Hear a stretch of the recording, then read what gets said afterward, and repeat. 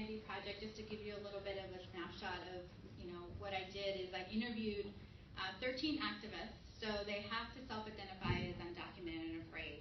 So it is super, super hard to access this population. And so this snowball sampling method is a process in which when you find a participant and you ask them to sort of refer you to another person, you ask that participant to ask you to refer you to another person.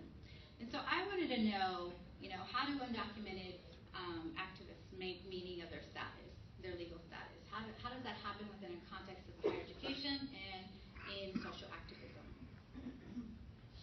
So this is sort of the relevant literature that I used. There's not like, a perfect theory to study undocumented students, particularly identity. So I had to borrow from other disciplines in terms of like hidden identities and disclosure. I also had to borrow from, identity development in terms of the fluidity, the intersectionality of identity, and how it's contextualized in different environments. And also use a Chicano feminist lens to this in order to sort of how one contemplates meaning of who they are, using Gloria Sandua. So the other framework that I use is this notion of legal consciousness. So legal consciousness is sort of like when folks have to understand themselves within the law. And so it's defined as a process. So individuals' lived experiences and self is really constructed and shaped and influenced by the law and legal norms.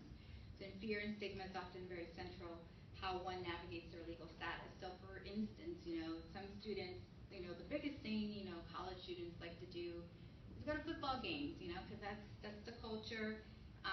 For many undocumented students, the fear of police presence is constantly on their mind. So if I put myself in that position, I'm putting myself at risk, because knowing that there's going to be alcohol, knowing that there's going to be police presence, it's almost like you have to make a choice in how you behave and act based on sort of that presence of police. We happen to have campus police in our student union, which makes it kind of icky for some students to kind of go into our own student union and feel safe there. So this is the voices of my students, and one of the things that you need to know is that I'm using their real name, and this is how it came about, is that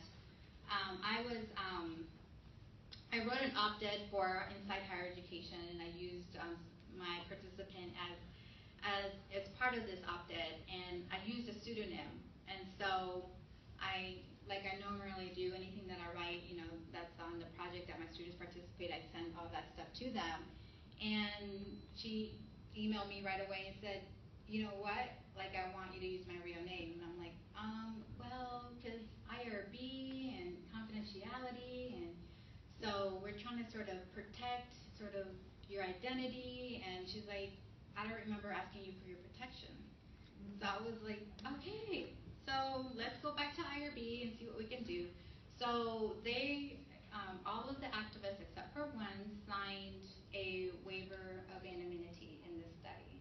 And so that's something that I'm writing about too, because there's a lot of ethical and methodology implications when studying this population, but also that their stories are political acts to them. They're political narratives to them. They want to be associated with those stories. And this is Hayin from New Mexico. So he said, high school counselors never informed me. They never told me, they never said, you know what, if you're undocumented, you can attend any college as long as you graduate from high school. In New Mexico, you can attend a 4-year, you can attend a 2-year, and they never mentioned going to college.